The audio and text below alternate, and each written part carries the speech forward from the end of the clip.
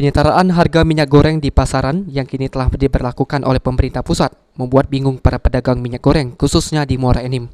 Sehingga pedagang pun takut menyimpan stok banyak minyak goreng karena harga modal pembelian minyak goreng Rp17.000, sedangkan untuk harga jual masih Rp18.000 per liternya. Pedagang sendiri mengaku sejauh ini mereka belum bisa ikuti aturan pemerintah untuk menyetarakan harga minyak goreng.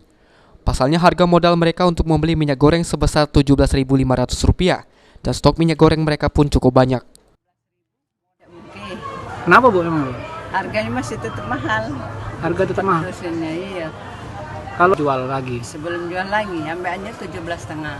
Terus kalau kita jual Bu? 18, 18,5. Itulah.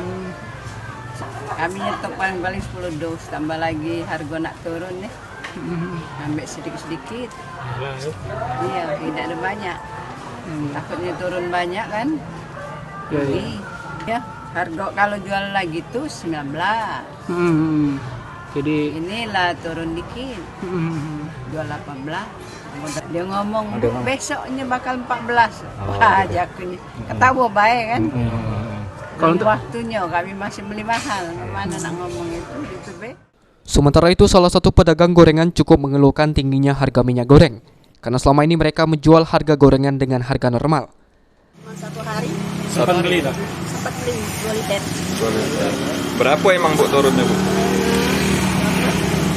Dari 18 ke 14. 14.000 ya. Nah, untuk sekarang harganya kayak mana Bu? Masih tetap biasa. Masih tetap biasa, berapa harganya? Kosong malah. Malah kosong? Ya, kata stok katanya. Oh. Kalau itu katanya 14, tapi kata stok sama baik bohong kan? Yang 14 itu ya? Kalau toko masih tetap kan banyak stok. Karena harga masih tetap biasa kan? Berapa Bu harga biasanya? Kalau di toko 18. 18.000. Pengaruh tak Bu dengan penjualan itu? Pengaruh pasti Bu ya. Dengan adanya penyetaraan harga minyak goreng secara nasional membuat pedagang takut merugi jika stok minyak gorengnya dijual dengan harga rendah. Mardiansyah, PAL TV.